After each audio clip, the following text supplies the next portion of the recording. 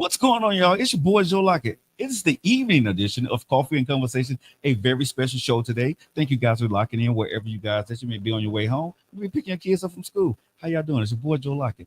Why am I on Coffee and Conversations on a Thursday evening? Well, y'all know it's political season. And people seeing your boy, they're seeing this podcast and they want to get out and get their message out. And I have a candidate here who wants to get his message out before the election on Tuesday. He's in the building, y'all. And his name is Mr. Richard Franklin, District 9. If you're in District 9, you need to listen to this interview. You need to share this out there with your folks, man, because District 9, he's running for city council. He's in the building. This election is very, very important. I usually don't get in politics much on this platform here, but I said, something. When they reached out to me, his team reached out to me and said, hey, we would love to talk about this. And they wanted to use this platform to do it. I said, something?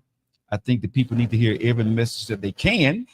And so that is why today, Coffee and Conversation have a special edition to talk to you about voting and what this candidate is bringing to the table. So the evening edition of Coffee and Conversation with your boy Joe Lockett. Let's get it in. And the one and only, he's in the building right now, the one and only candidate, Richard Franklin. How you doing, my friend? How you doing, my brother? Man, I'm doing good, man. Good to see you. Good to be seen and not viewed.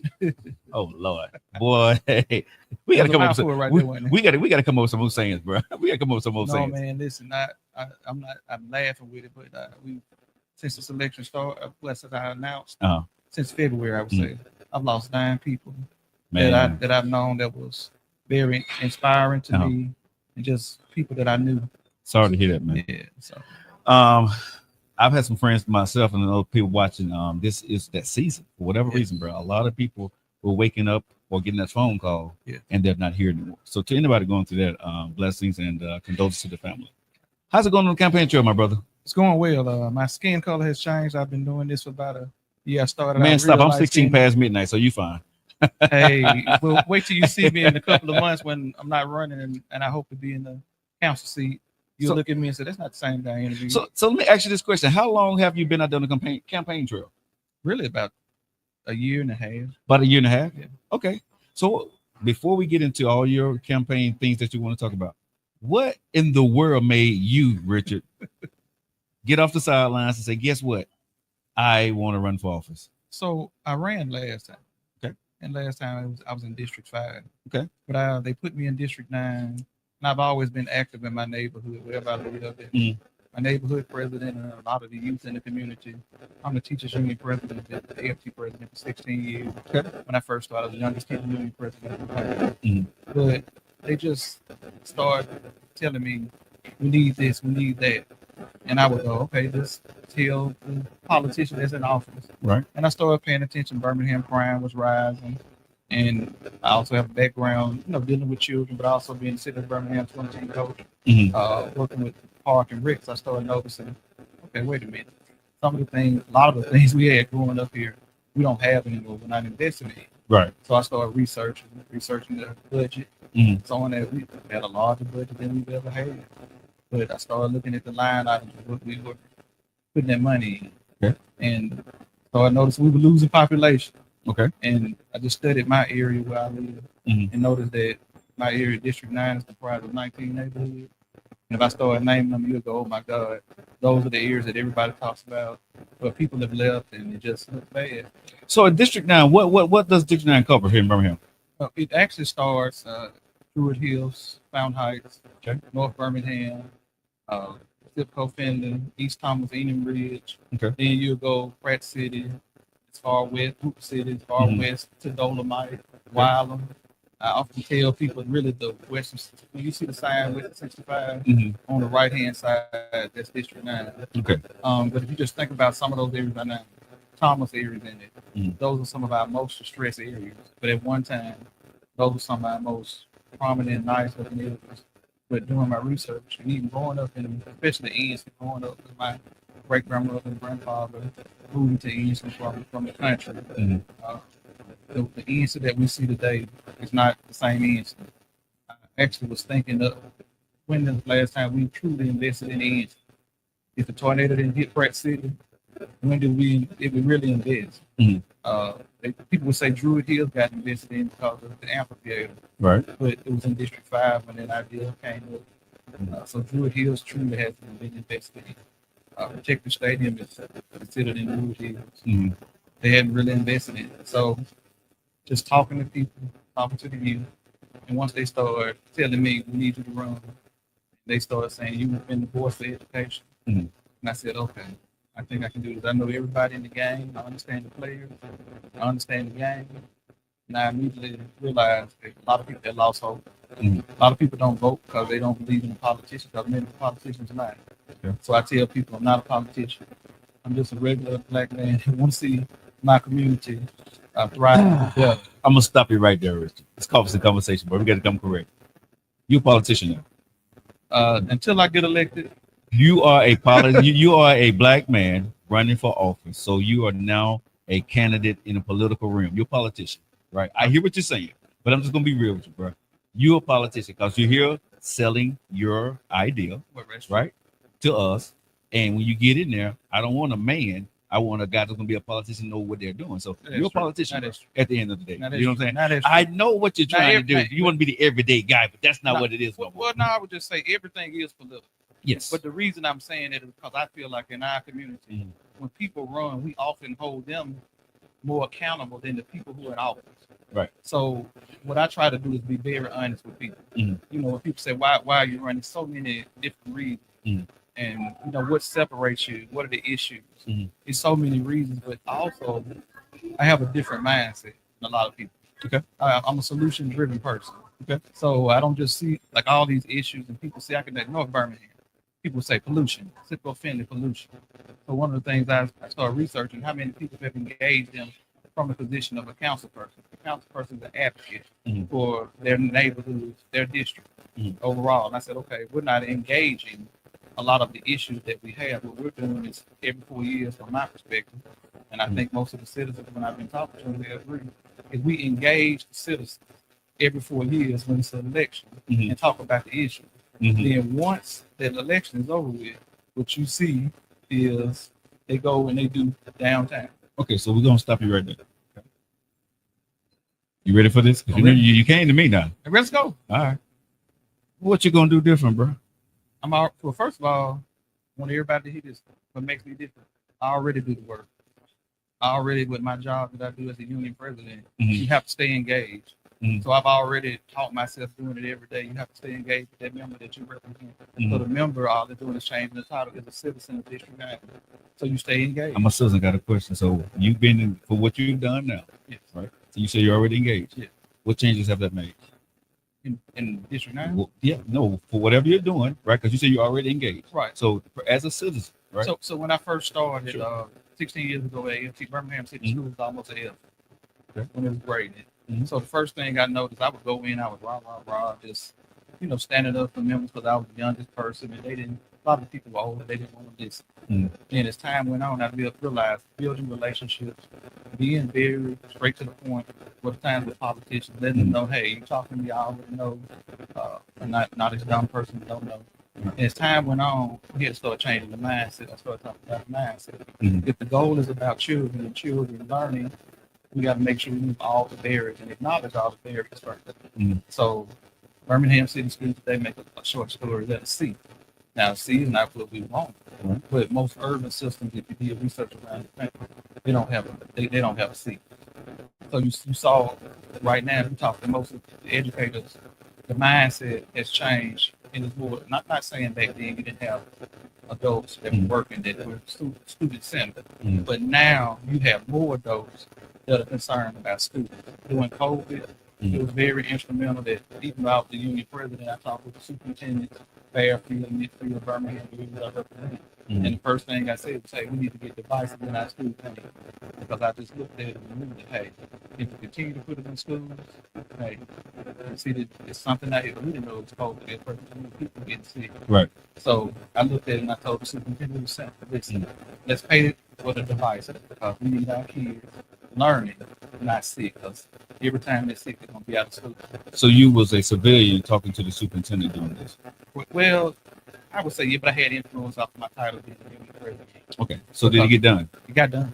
Okay, so you work with other people, or did you go in, but you and the superintendent get that done? Well, because what people want to hear is when you hear what you're saying.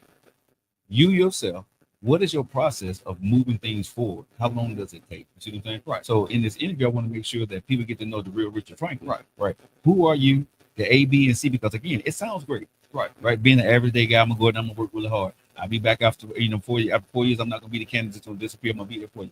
We've heard that before. Right. Right. Let me trust me. Been doing this a long time. I've heard all that before. Right. So that's why I want to get the people here on this platform. I want you to talk to them and make them understand or help them understand.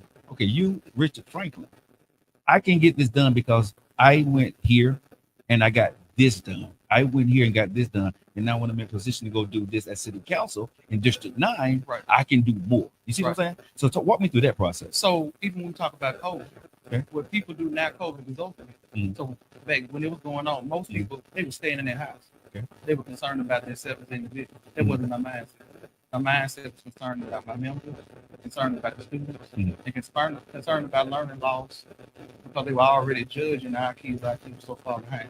But that's when I talked about I knew I had to start with it, really a team. Mhm. Superintendent, the board president, and myself. We had to have some deep conversations because actually Birmingham City Schools was the first school system, and kudos to at the time it was Dr. Hingham and Dr. Henry, the board president. Mhm. On Sunday night, we talked and made a decision because we got out before the end of it was that Wednesday of that particular year. We were getting out for spring break. Okay. So when we talked, we decided to get out that month. We didn't even go back that Monday. It was on the news, and then you saw every school system, and that's when we knew something was really going on. This is before we knew it was COVID. Gotcha. We just knew something was going on. Mhm. So what I'm telling the people is I'm a type of person when it comes to issues, and we have a lot of issues. I'm a solution thinker, but I also understand that you, for example, city council, you're gonna have the mayor, and you have 8 other council members. I'm on the council. Mhm. The council members first, we have to have a conversation to make sure we're on the same page. Then when it comes to representing our districts. Mhm. So everybody that's running from mayor to council right now, I'm probably the only candidate that has talked to everybody. I know that comes as a shocker to the people because you see so much fighting just for people going for a position. But the reason I know that's important is my work from working in the school system. You don't know who the people gonna pick, but you have to have a relationship starting day one. So are you like by your peers right now, people that are in and people that are running, are you liked by them? Because that's going to be important, Yes. right? Because if you're not liked and they're elected and you're elected, we're going to have a gridlock again. Yeah, they like me. Are you looking down now? Come on now. No. I'm a person that don't like to talk. When you asking some questions that they do, Okay. because even a lot of my platform, Okay. I've seen a lot of people change. Even the mayor's forum, who watched it recently, watched the things they're talking about. Yeah. They're talking about District 9, Fred Yeah. City Ends, Okay. and they weren't talking about our ears like that Mhm. because I've been very open Vocal. talking about it. Okay. And I always tell people, if something is wrong, you can usually see it or you can feel it. Want to go here. District 9, Fountain Heights, Pratt, all that stuff, right? Richard, that's the hood. That's part where, if we want to say it's dangerous, it's tough over there. That's a tough part of the city. And a lot of people have tried and been denied over the years in that area. And it has, and I don't want to denigrate anybody, but it has not risen to what people say they was going to be risen to or be able to accomplish over the years and decades. Realistically, in your first term, if you're elected, right, what do that look like at the end for those areas? Well, first, we will have the District 9 Community Alliance established in my first time. And what that will do is bring everybody together, the business owners, the business leaders, the neighborhood officers, because right now we don't have a mechanism where everybody's together. But what will happen is they will separate, that mechanism will be separate from me as a council person. It will be ran by the people of the district. And what that does is that gives them access to the companies that are around and they can raise money and invest and look at things holistically. So right now, when I'm running, what I'm noticing is that if you live in, let's say, Fountain Heights, even if you live in Preston, I live in East Thomas. Fountain Heights, East Thomas, which are around the corner from each other, a lot of times we don't even have conversations at the neighborhood, people that live in the neighborhood officers. So when you get from Pratt City to Dolomite, so we running, I'm noticing that the issues that they're talking about, they're simple. But if we had a collective voice and came with a collective solution, it would be my job to advocate what that solution looks like. Okay, so let me ask you this: is it a money problem? Will money solve the issues over there? No. What's what is the problem you see yourself with District 9? So I think we have to be realistic. That's why I always tell people, if we tell it, I'm taking from a child perspective. Yep. If you're a child that lives in Instant Wild, right? Mm. You get off Lord knows, you go to the right. Mm. Everything that we know growing up, that those of us that are 40 and above, is not there anymore. So when you tell the child, mother's telling the child and wild them, hey, go get a job, where they gonna get a job at?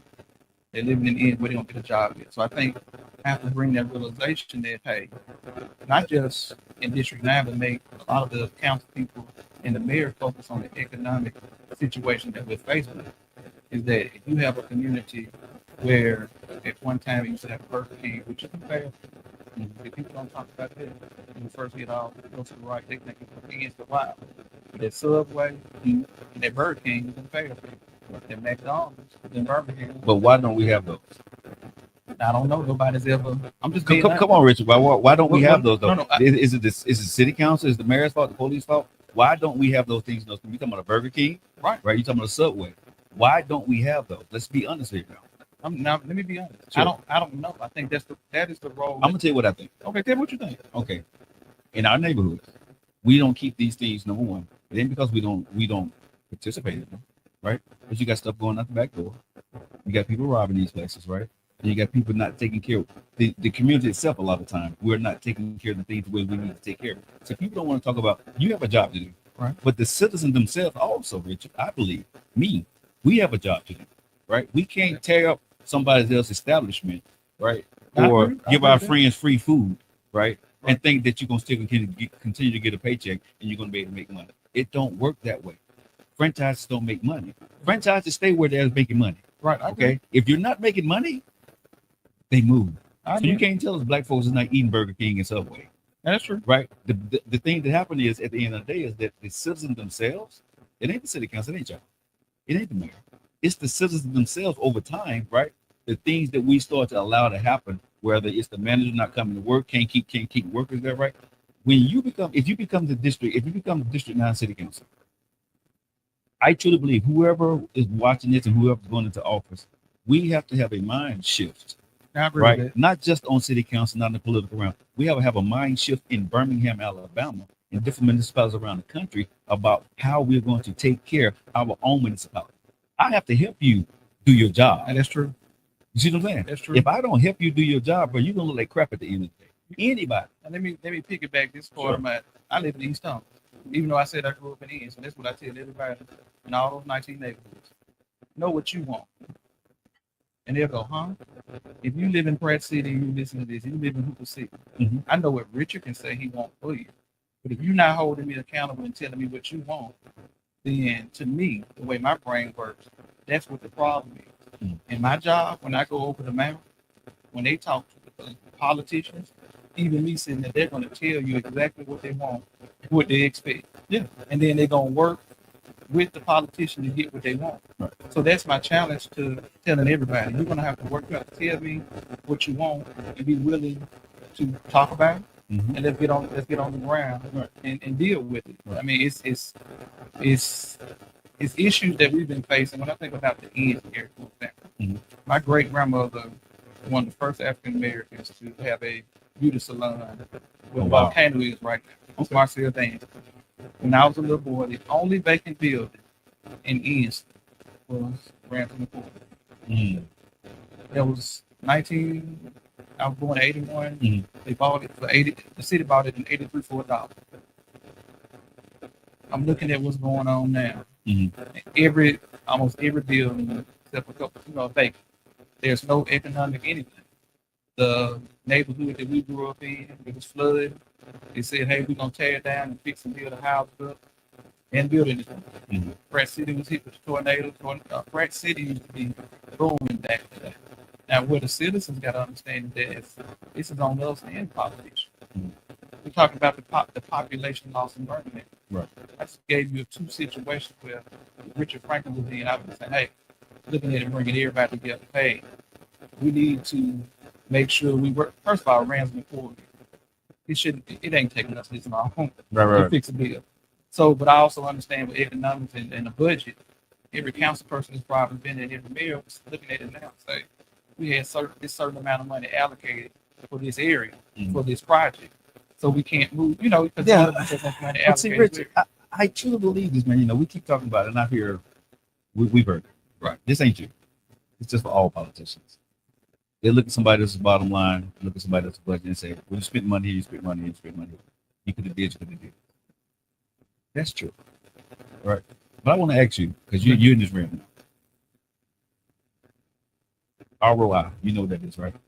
Return on investment. Right. Right. Yeah. Bottom line, when you're spending money in places and you're putting it in this neighborhood or whatever. Mm-hmm. Just say you put it in press, so you put it in what? Right. You know where I'm going to go. Yeah, go. now you getting real deep. Let's go. Now let's you know go what I'm saying? here. So when you're looking at it from a business standpoint, from the city's money, right? Right.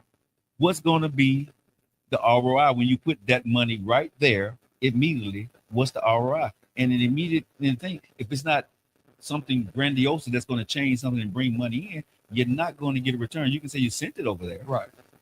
That to me is the essence of the problem. Yes. So that's one of the things you're gonna constantly hear me say.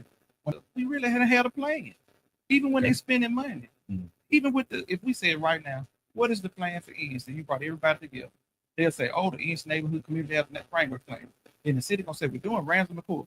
That's not a plan. Okay. But then you go down the road in Birmingham, and you got the state, you got the city, you got the county, you got everybody working together. Mm-hmm. And then I started looking at it and saying, wait a minute, this thing gonna be booming. So guess what? Up 20th Street East, we need to, when these people are driving going to Birmingham, we need to make sure we get that economic return. We need to also make sure that, hey, when we're doing this, we don't, and I want people to understand in these areas, we shouldn't let a developer come in once they're driving by and say, hey, we want to build this because we're gonna say they're doing it to us. Right. What I want Birmingham and all of us to understand is that we know that port is coming. That port is booming. It's gonna be booming. Right. Because the state wouldn't be investing in it. When you say get in return, when we talk about Alabama Power is making some investments right now. I just think we need to plan from the cities and the citizens. We have these framework plans. I've been studying. We don't follow the politicians. A lot of times the neighborhood officers don't hold the politicians accountable. We just do one project. How do I hold you accountable once you get in office, though? Because the only thing I know of as a citizen is don't vote for you the next time. Well, I think we have. But when you're in office, how do I get that you and hold you accountable? Well, I think first of all, politicians, we have to have more conversations and give our citizens open. Because like I live in District 9, I'm just being honest. Throughout the city, we don't even have town hall meetings where we communicate. You just write stuff. Will people show up though? Well, I've been in District 9. We had one in Fountain Heights. We came over. We had a lot of people in the room, but it really wasn't a dialogue. It was just a complaining session. No, they were just talking at us. Okay. So it's not going to be like that with me in District 9. Okay. Now the mayor, they're going to have their own plan, but it's District 9. I'm going to listen to the people, and it's my job to take it back and answer the questions that I can. But I think we need to have a planning session for our areas because. For example, right now, what they do, they built the amphitheater. So most people just talk about the amphitheater. But there's actually a whole plan that will go down 31, going to Findlay, going to North Birmingham. Most of our citizens that live in those areas, they don't even know. And a lot of the times, the neighborhood officers, they're told at the last minute. So I feel like that's the role of a council person, to be that middle person to make sure we get everybody involved. And I also can say this as a leader. I have to tell people once they ask so many questions, it's the same question. It's my job to make them uncomfortable. Say, hey, it's time to move on. You've heard. I think we have to be very intentional. We have not been intentional, and I'm not. What was there? I'm not going to do one project and wait. I've just seen it. I've been living here my whole life, and especially in our areas. And we the entertainment thing that we have, Mhm. that's good. But I'm talking about, we know at the end of the day, and something you said that nobody wants to talk about is that the city of Birmingham budget is growing. So the city of Birmingham is not struggling. But what we have to do is have a balance with the citizens of Birmingham in the neighborhood. What are the core essential things that we should have, or that should be going on? And that gets into a deeper conversation. And I think um, that if you guys are tuning in, we're locked in right here on Thursday evening, the one and only Richard Franklin. He's running for District 9 out there, y'all, City Council. And I'm, he came to the conversation. I'm going to ask him questions. You know what I'm saying? Because I think people, I don't like fluff. Yes, I'm unfiltered and I'm unapologetic about what I do because I'm a citizen too, and I want the best people in. So I'm going to ask a question I think people want to know. As you're doing this, right? How you never really answered me about how do we hold you accountable once you get in office? If you're not doing something, if something doesn't go well, right, or you can't do it, right? Are you going to be the man? Just like you're here. Right? I'm gonna come. Are you gonna come on the show, or Yeah. you gonna come out on radio or whatever and say, "Hey, I tried this in District 9, y'all. We're working on it, but we couldn't get it done." Yes. Okay. Yes. Well, see, let me say this. Sure. I want to make it. I think we make politics too hard. I think one of the reasons so many people, like a lot of politicians, we look at, we may disagree because they just tell it straightforward. Right now, if somebody can't do something in politics in our communities, we avoid it. If ain't something I can't do, I've been telling people, if let's take the ends there. If it's a reason why we can't be a bad, I'm gonna tell my people why we can't be a bad. I'm not gonna wait till the next election to come ask them for their vote. The things that I'm talking about, I'm being Richard. I'm being honest. I've been a union president, and people don't understand. Okay. I've been union president 16 years. Okay. What I learned from it, you have to be honest with people. A year out from being reelected, you're gonna start up your campaign. You didn't get something done. You can't get it done. You're coming up. They're gonna already know it. Because during that process, I'm gonna be letting them know. You keep people engaged. Okay. And I'm just being honest. So I won't. I'm coming with that. I'm being honest. I've been union president 16 years. That's how I've been successful. It's been some campaigns and things that I've worked on. I was not successful, but I was very honest. Mm-hmm. The school, I'll give you an example. Sure. School system, I forgot what year it was, got taken over by the state. Mm-hmm. Employees lost their job. I was honest with them from the beginning. I said, hey, we're going to fight this battle, but it's going to be a long process. Now, I didn't know it would be this long. We still don't know whether we won or lost. It's been people that died, people that retired, but people respect me because I was honest from the beginning. So that's one of the things, even knocking on people's door, I've been telling them, I'm going to be honest with you. If it's something I can't do, but I want to tell you why. That is the big thing. But I also would tell citizens, I'll give an example of something going on that I already have a solution for. We have a lot of abandoned, overgrown lots. So you'll hear the citizens when you go to neighborhood meetings, people say, hey, and sometimes the city say, but they private owned lots. Well, I'm just to the city going, that's not true in some situations. So I asked the question at the neighborhood meeting, which lots are owned by the city and which lots are profit, owned by private owners, because we would handle those two different. They said, oh, nobody's really ever asked that question. I said, well, the importance, if we know the city owned lots, then we would know to make sure that they're put, and even as a council person, I can advocate for this. When it's a private owned property, we'll go through a whole different process. And that way everybody is aware, instead of just us really saying, hey, this lot is not good. And then if you just give the answers we're giving now, lot's not going to be good. But the other issue is that if I'm going to be sitting on the council, we just voting to tear properties down, which we just been doing. And the citizens say they want, I have to be the person in District 9. We tore so many properties down over the years, so the lots are overgrown because there was no plan. Are we going to build back? So the city has a mechanism to know how many vacant lots we have in these areas. So we need to start already being progressive. Are we going to build back what's going to be there? Because in the long run, of course, we're going to be losing money if you knock it down and then you're going back cutting grass. Question for you, because you said in District 9, how many communities you have? 19.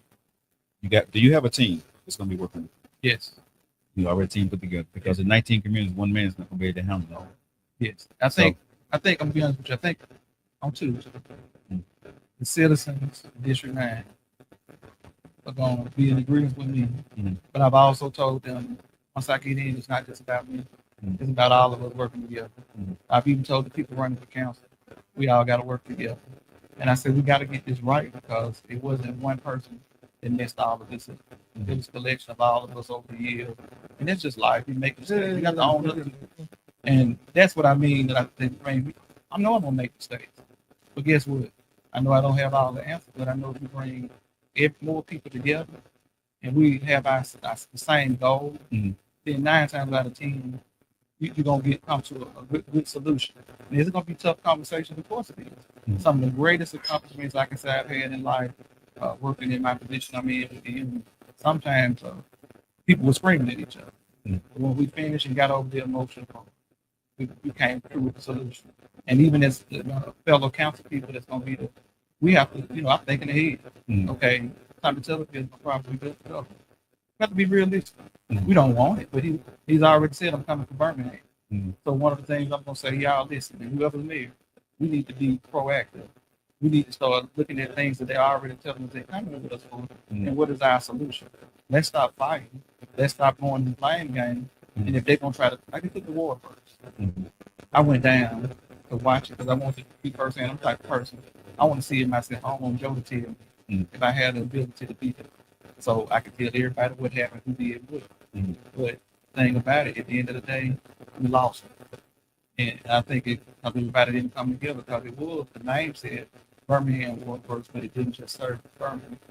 It served a lot of the areas and I felt like if I was in office, I would say, hey, y'all, let's bring out other cities together that are getting this service. Let's go down and stand collectively as a group and, tell them we don't want this. I just think we have to think together, and it's a lot of resources. In my district, we have 2 county commissioners. We have to work together. I have to be that person that leads what my district wants. And I have to lead those conversations with the state legislators as well. So from what I'm hearing, you have a plan. You're going to be vocal. You're going to be accountable for what you do and don't do. I want to go here. Married, kids? Yes, married. Yes. We have 8 kids, 8 together, 4 in college right now. Okay. We have 2 that are in middle school right now, 7 and 8. What did your family say when they know you was running again? They were encouraged, never had 100%. Okay. They're actually my biggest support. I will say, as a father, as a husband, as a son, I've been humbled by the support from my family and them pushing me and them telling me about myself. I'm really the guy you see today is the same guy I am every day. Right. And the people that know me know that, but my family telling me, you can do this. My friends need you. The senior citizens, like, we need you. And it just... I've been married. Been married 5 years. This takes a lot from home life. And you got 9 districts. 19 communities. With that being said, how is Mama Frank going to deal with that, bro? Way home. Well, she actually was about the first person I went to, and we talked about all these things. So one of the things that I'm different with is one of my first commercial belts today. My wife telling people to vote for me. At many of the events I've been to, my wife has been there. A lot of politicians, they don't do it, but I do. But it's not just me. I bring my wife along, to see what's going on. So I'm also pushing her. Things going on, bending her ear, tell me what she think. I'm pushing my kids to tell me what they think. Because we have a array of kids we got middle schoolers all the way to seniors when they graduate from college. So you do definitely understand the education component, which that's that family portion that you have, and accountability because you have to be accountable to your family. Voting is on Tuesday. Yes, right. What do you want people to do on Tuesday? And before that, where can they find information about you? Okay. You go on any social media, Facebook, anything. Look up Richard Franklin. That's personal. If you go to Richard Franklin for Birmingham City Council District 9, which is the number 9, you can find me. We also have a website, Richard Franklin for Birmingham City Council District 9.com. And the 9 is number 9. You can call me at 205-243-4177. Slow it down if you want to go ahead and get your number right. Slow it down, say it again. 205-243-4177. I want to go here before I give the platform to you. Are you having fun? Yes. How you doing out there, man? I'm having fun, really. What are some of the complaints from the citizens that you're hearing that you think you're going to be able to within this all?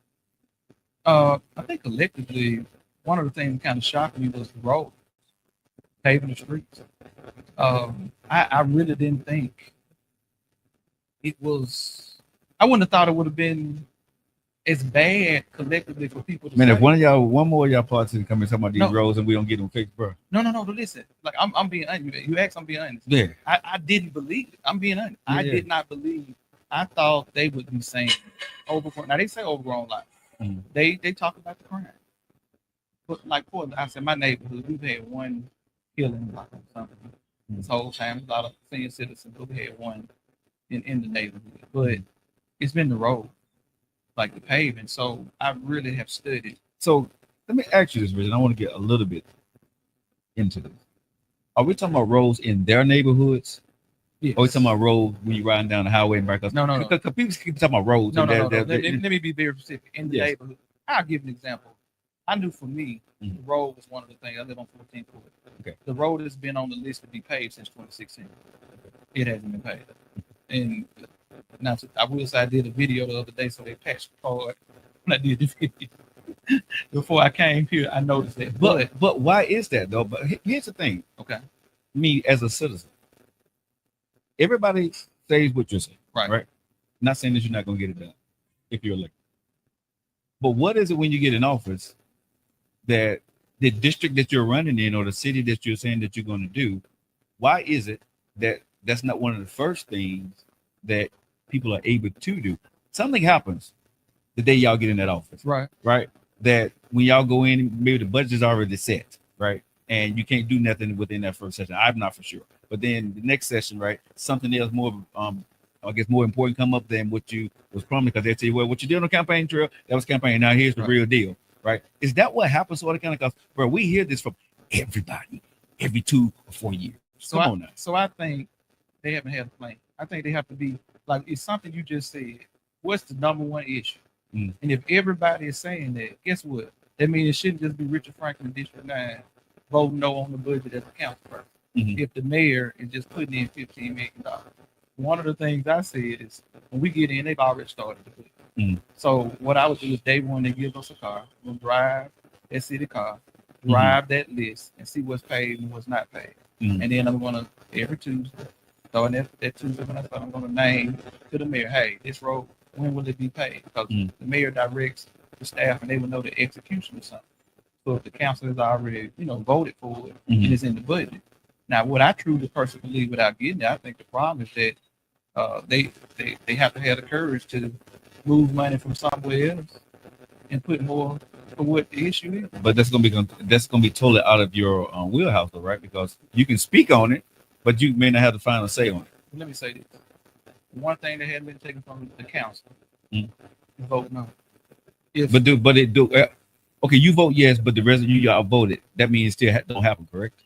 Right. Well, it would be whatever's in that budget. Let me just. Okay, but the budget is there. Right. You got how many council members? Right. You got 9. Not 9 council members. Right. Okay. 5 vote no.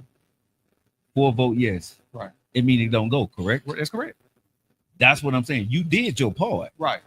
But now you still didn't happen because other people thought it was. So that's what I'm saying. Right. How do y'all come together? But you started off and said, hey, every politician that come here, they tell you they've been saying road. Yeah. So what I'm saying is, if every politician, not just Richard, because I didn't know this. Well, I know you actually in my district. I'm being honest. Okay, it shocked me. I thought it would be something else. Yeah. I'm saying in the budget, when I look at it, not this year because they already voted on it. The next year, if it's the same amount, we have the same issue. I'm going to already start talking to the council colleagues and the mayor. And say, hey, we have the issue here. We know we need to put more money here. The budget is growing every year. Right. We just took an emergency fund to cut grass. But I'm not going to even touch on that because it's really not still getting cut. But we have, if we know it's an issue, and we're hearing citywide, not just in District 9, in these neighborhoods, we have a problem. And once I get in, I'm the type of person to come back and tell you why. Because guess what? Right now, everybody that's in, they're too silent about it. If I'm here, they're just running, and they've been sitting in the positions, they hear it from every neighborhood. It shocked me because before I ran, you only go to your neighborhood and me. Right. But, in your community, you may go to some of those, but running, you get to go to everybody, and I'm serious. That's been the one that really shocked me. The other one is the crime, the fear of it, because it's kind of like we're PTSD, and I think my mindset and the way we talk, even as city leaders, I've even told a lot of them, stop acting like you can solve crime. That's the first thing. It sounds good when you run, but I believe that what you do is you invest in things that you can control. Right. For example, if we know a lot of kids come from challenged households, that means we need to make sure we have rec centers open, libraries, even if we're going to revamp these things. We have to get into realistic conversations because right now they don't have these options.